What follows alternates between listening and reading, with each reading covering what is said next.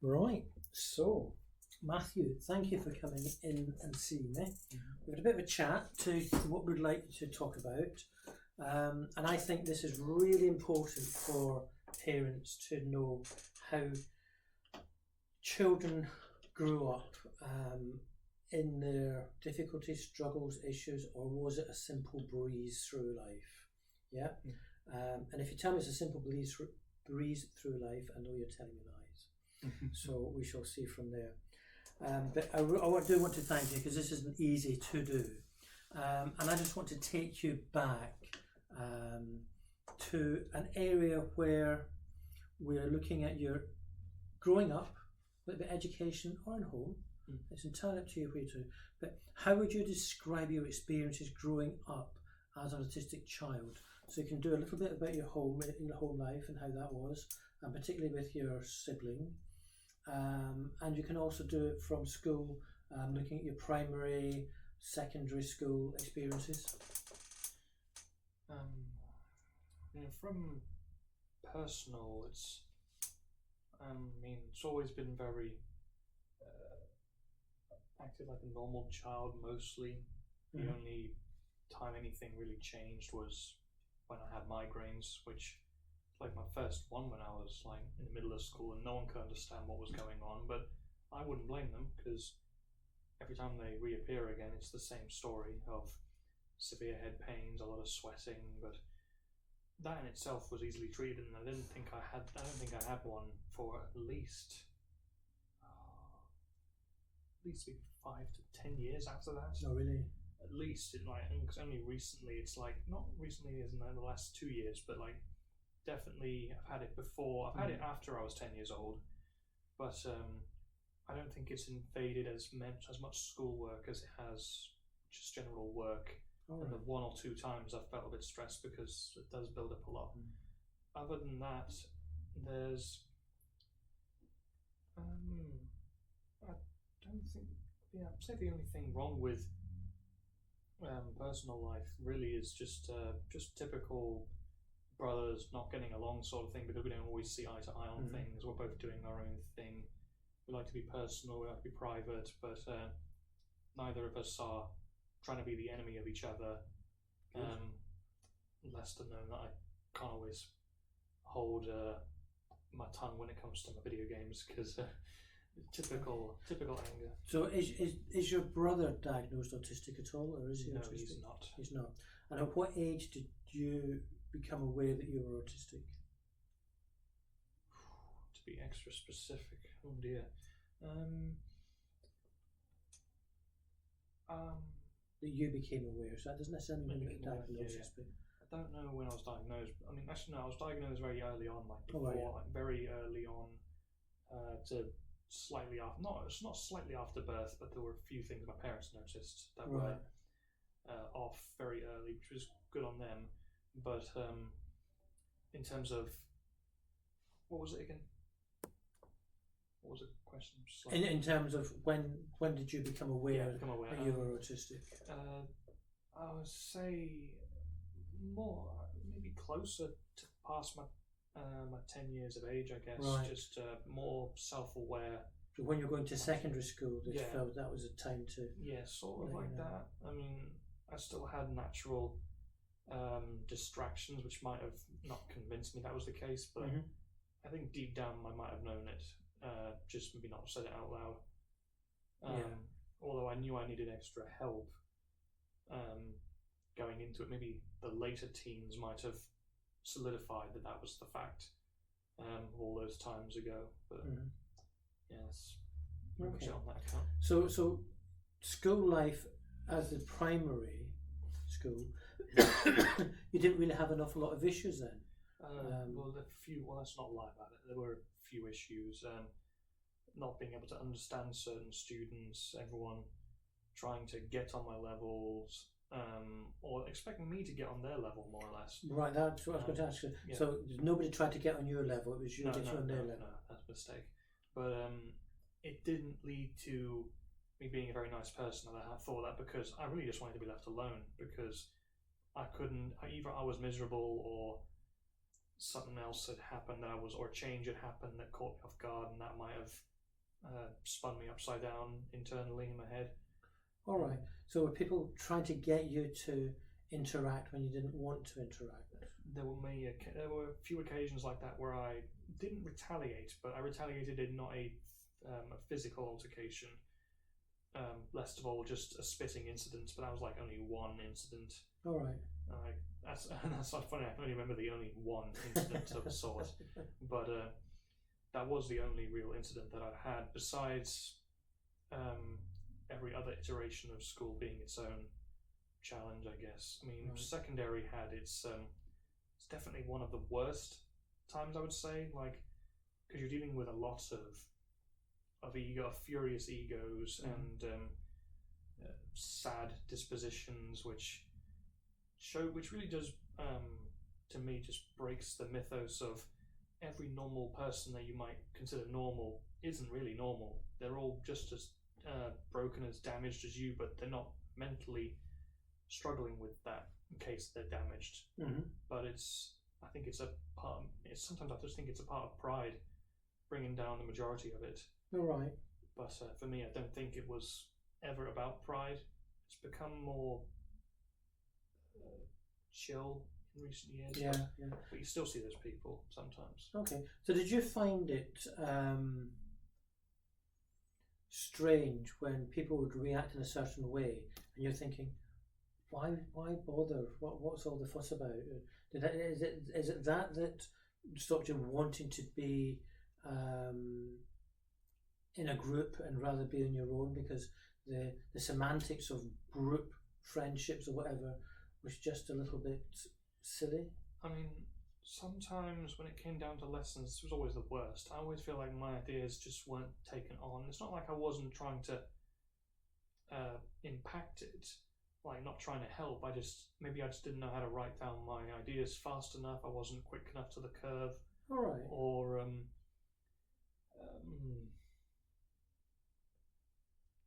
next. No, that's fine. No problem at all. You're doing well. So it was really how you found your experience of being an autistic child, and so you basically said you hated it, you struggled, but it wasn't that bad at the same time. Yeah, it's like it's a thing I constantly look back on with like a negative self-reflection, because it's, especially given how much time I have wasted, and this was all more true for one of my mates at Sainsbury's. He doesn't have autism, but he has like the same kind of like, why am I still here in this job? Why am I still here at this position? Yeah, I should be doing better things with my time, rather than, even if we have our own personal interests which align very much. Yeah. It's there's so much we could have done that we would have told ourselves ages ago, lock in and get it done now rather than never. And now I've got to sort of make up for that now, in a sense, by trying to figure it out.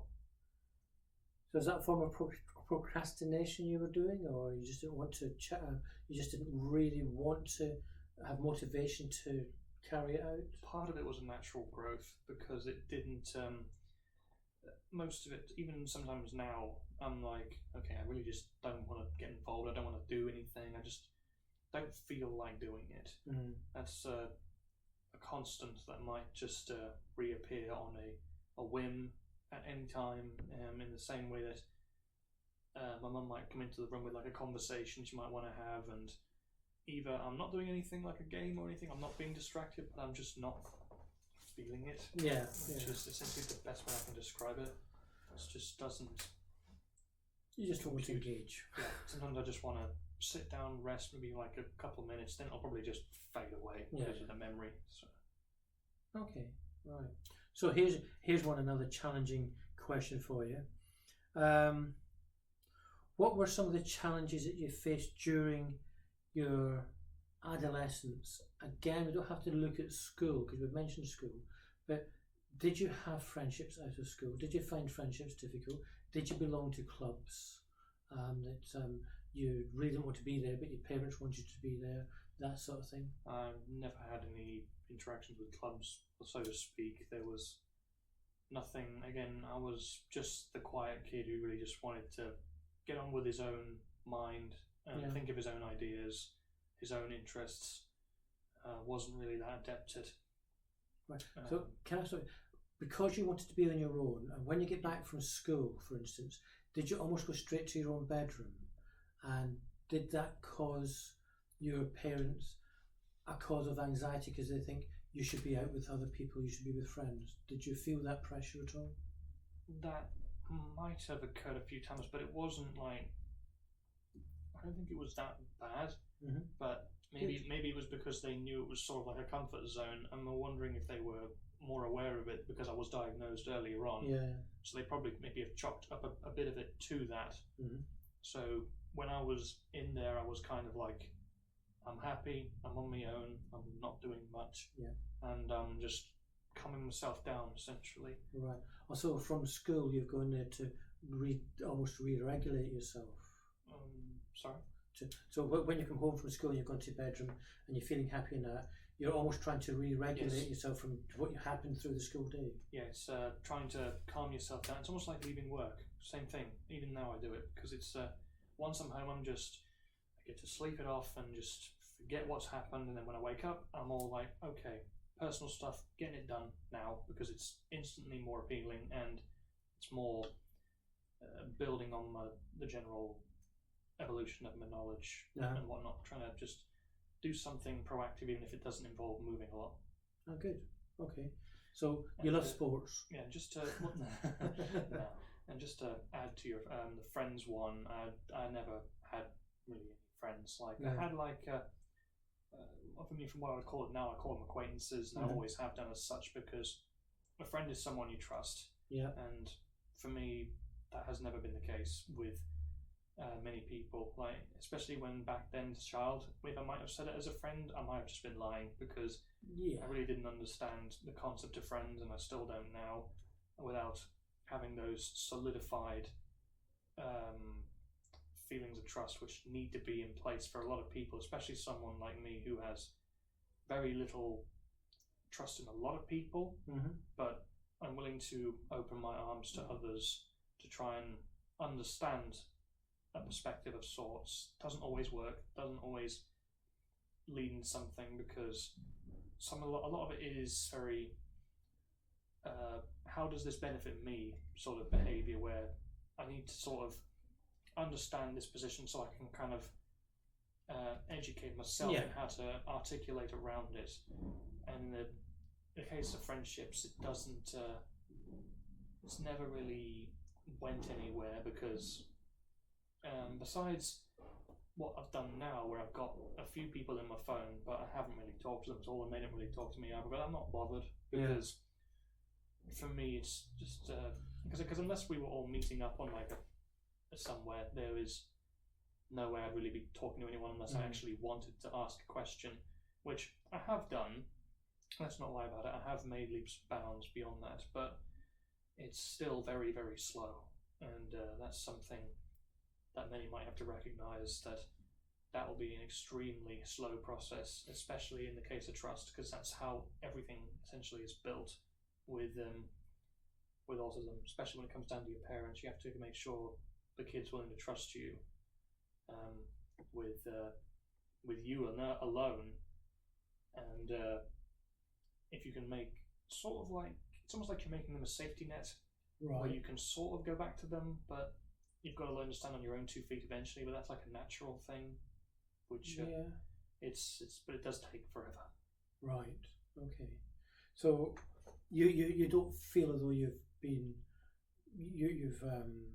missed out on friends? I mean, I certainly have done to a degree, but I'm not crying over it. No, so it doesn't make you sad. No, because it's already happened. It's the same way that I felt it was like almost a joyous day that I missed out on prom, because it just felt like a bunch of narcissists getting together with hired cars just to flex how pretty they were. And it's like, I don't even know why they did that. It's like an unnecessary competition of trying to step people up, and I'm like, who cares?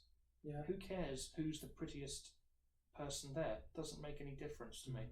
It's so irrelevant that they're not even concerned about their own, even if they are like in the back of their heads concerned about their own futures and lives.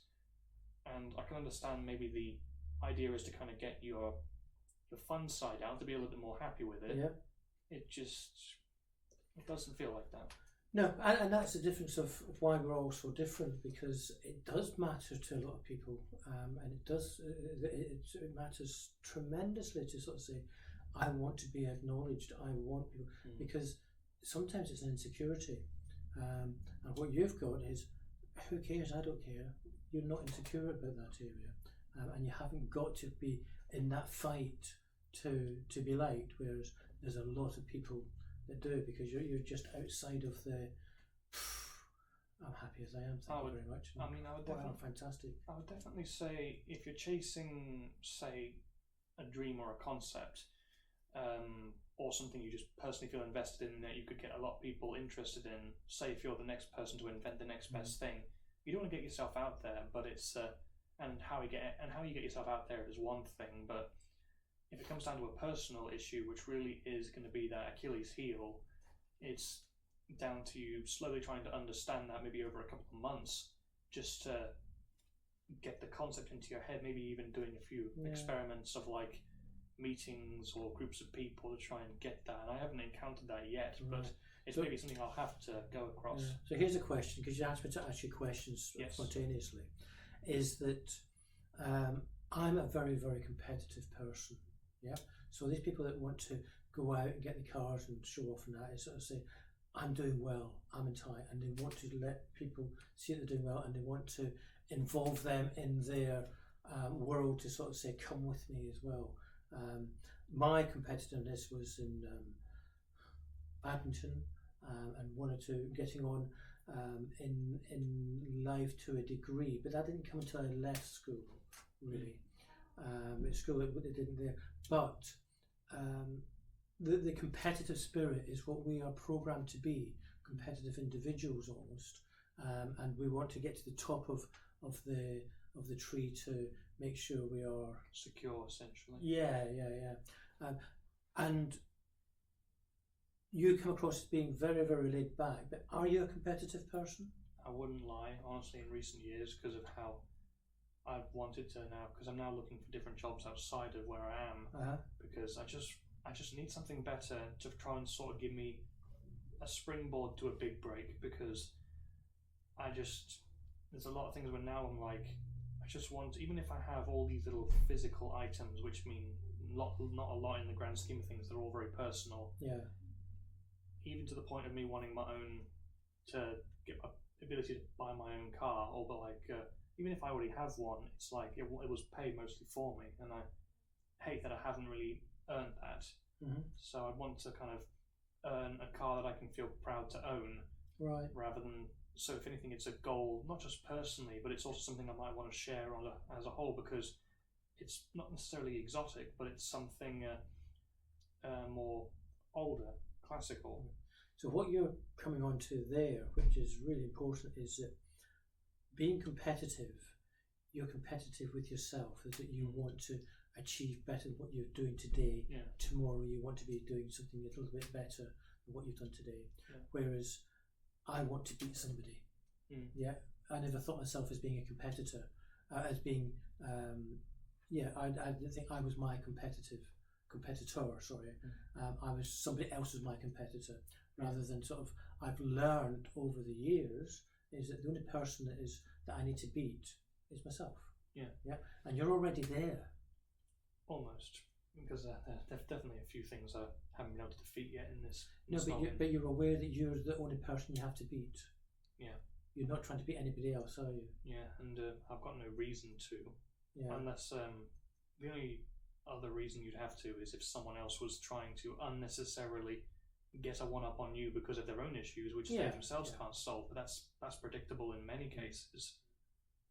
And have you seen that in your journey through here, where people have been a little bit either bullying in certain ways, or trying to pull you down because they felt a little bit inferior around you, or they think actually, I'm not confident in here, and he knows what he's talking about. I have to sort of put him down a peg or two. Have you come across that at all? Not to the extreme degree of Good. putting it out before an entire classroom and trying to humiliate it, not like that kind of stuff. No. But I haven't. Just had it. It's gone. Yeah, no, that's fine. It just went on me. I just had it. It's disappeared. It was going to be a really gold nugget, was it? It was. It disappeared. Well. I mean, if you re-ask me the question, I can re-ask you further down the line. That's no problem. So, strategies. I think we've more or less covered in terms of going through life in that. Your strategies is going to your bedroom, being in your own thoughts, doing what you want. Not really competing with anybody else. But within that, and it was a question I'm going to ask later on, but I may ask it here. No, we'll ask it here. I may ask it later on, is what I should say. Is that, have you ever known, or do you know now, what it is that you've actually wanted? No. Just no. I have. All I know is what I'm doing in the moment and what I want to do in the moment. Mm-hmm. Like if I have my obsession of recording VHS tapes or playing video games, that's what I'm going to do. Yeah. And whether or not I have a higher calling, it's down to me deciding mostly. Always, it's the typical human struggle of we decide to take our own fate to our own hands. Yeah. But really, I have no genuine idea. You ask me what job I want to do, no clue. Yeah. I just want to take the one that gets me a bit more money so I can get a brief setup up that might actually get me something. Okay. Something that can lead into something else that might be able to expand in something bigger, which might actually gain me a lot more than just moving to a different job, because you'll never be happy working for someone else. That's what someone told me. Right. But you'll always be happy if you work for yourself, and maybe that might be an option that I might have to look at, but I'll need to get enough money to get that startup rolling. Right, okay, that's another conversation for another day in terms of that. Yeah.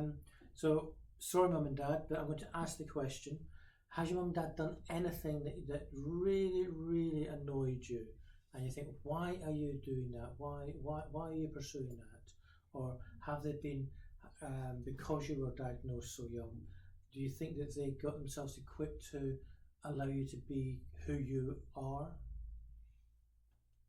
I can't say whether or not my autism was the cause of anything. I mean, not off the top of my head. I know of an incident that did happen, but it's not right for me to discuss it here. Yeah, that's fine. But it's I don't think that was my autism in general, or if it was, it's something that's lost to time, because even I can't remember everything about it. So I would try and get my son or daughter to get out of bed and go to school, and they didn't want to, and I'd really be forcing them, and they would resent me for it, or come on, let's get out, you need to go and play, you need to go and do this, you need to go and do that. I didn't, whenever they were trying to keep themselves in the bedroom, we would try and push them out before I realised that I had to change. But did your mum and dad do that, or did they manage to really from an early start say, actually you need this space, you need to do that? I would say it was instantaneous. Again, as I mentioned earlier, they kind of clicked onto it maybe during part of it, but it wasn't a confirmed thing. It was always a theory until you actually confirm it. And that takes years alone to recognise, but it might even take an admission from the person himself to get that message across. But I don't know. Nothing that's really coming to mind, and that's fine, which is really good. good. So one of two things: Mum and Dad managed to brainwash you really, really well, or there was nothing there that's caused you any long-lasting trauma or anything like that, which is really, really not good. A trauma that I could easily, not a trauma that I'm constantly bothered by. Again, because I'm in the mind of I can just shrug most of it off, and I don't really feel the need to care. And I know your mum's been a really, really good advocate for you over the years. Yeah, she's definitely done her damnedest to get me the things I did need Yes. for my college years. Yeah. Before that was turned on its head. So. So she did a lot of fighting in the background to Yeah. make sure you got the support that you needed. So I could be a lot more practical and independent. Yes. Which is like, because everywhere I'd go, I'd have to, in the same way that everywhere you go, you have to drive, it would be driven by a parent.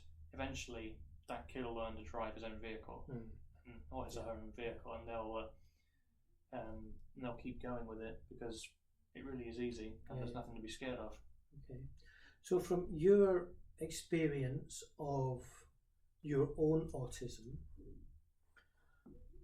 do you have any nuggets, these golden nuggets that you keep forgetting to come through?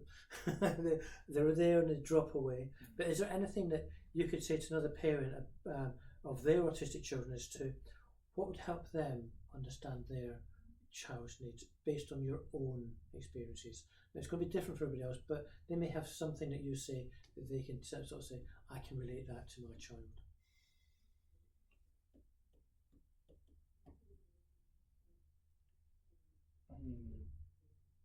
I think I could say this is the most important at first is just, I think the golden rule is be patient, and I mean it for the long haul, because it can take very long just to get a single flicker out of a child, which might ignite a brighter sort of light in that room. It's so.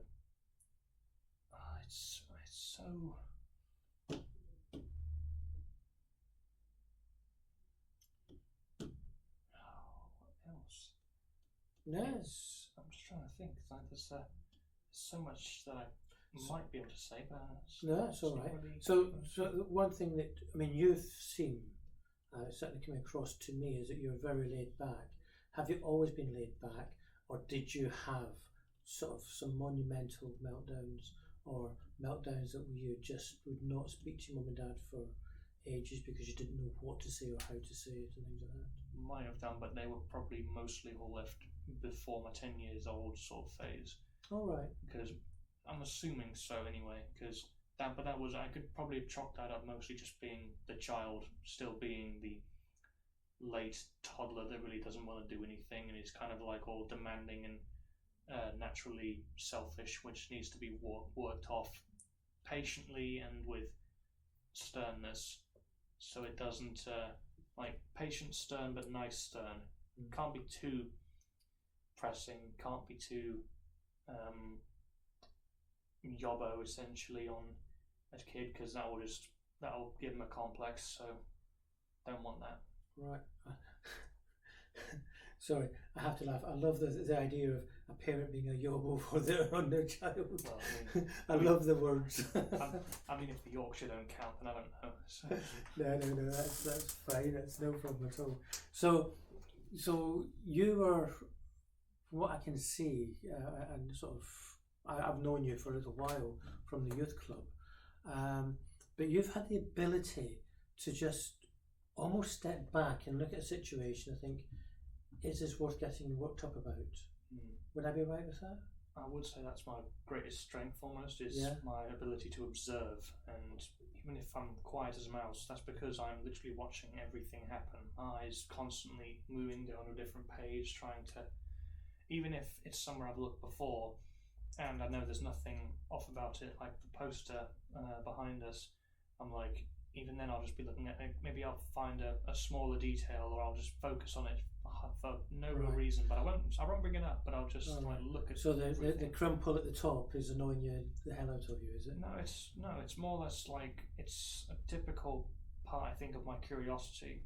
Which, because I'm naturally curious about these things. That's why I'm more curious about old tech and old media, essentially, because it's such an, or just the old ways of living. It's such an old and interesting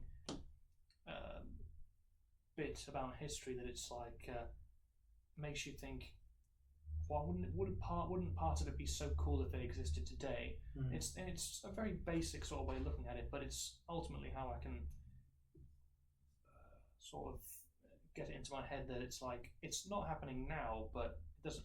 And of course you can't like act like everyone back then, but of course, your brain will start to, if you're observant and you're starting to look at it quickly and carefully, you'll understand those differences. It might be a very good way. It might be a very good way of self-teaching, which is a good thing for a kid, because I've learned a lot of things off of self-teaching, not necessarily physically, because I'm quite a hypocrite when it comes to, like, oh yeah, I'm restoring the bike, but I don't want to get my hands dirty, that sort of thing. That's still there, annoyingly, but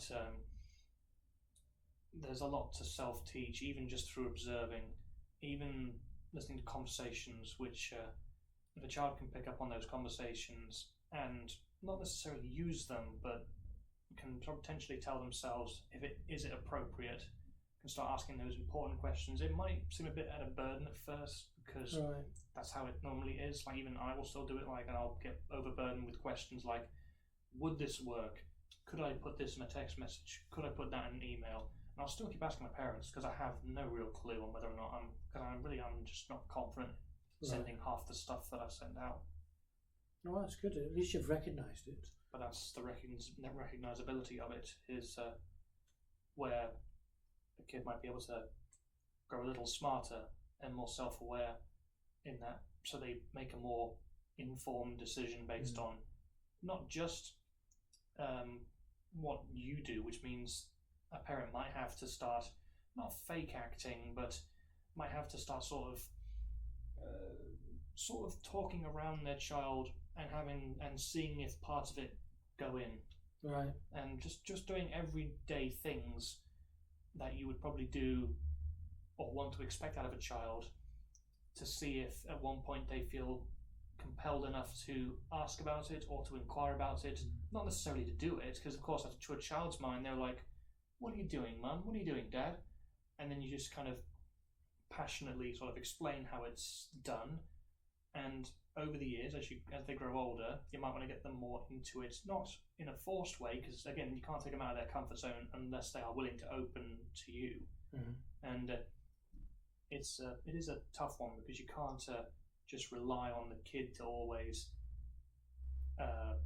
give you those opportunities. You sometimes do have to take the bull by the horns and just straight up ask them a question. Yeah. But if it's posing a question where you get a yes or a no, it's probably the better ways of seeing it, because my mum still asks me questions of simple things like going to, like, say, a dinner with this RAF club out in Lincoln, and it's the same place we've been to like last year, but this time I said no because there was no need, because it was so noisy back then. Yeah. And as much as I know noise can affect autism, I know I'm still trying to build up my resilience to it.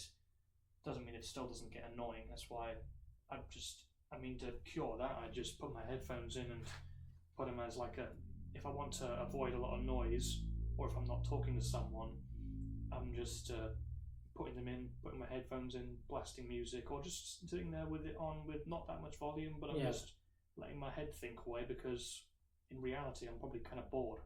So what's the shield around yourself to sort of say, okay, I'm just not going to pay attention to anyone else, and I'm not going to try and. But it's not like you're trying to avoid people, because sometimes you'll probably just put it down. You might get back into that conversation, normally when you're a little older, but it's definitely one of the things I've been doing to help it. Brilliant. We'll stop it there. I want to ask you a few more questions about various other subjects, but I think for this video that's really, really good.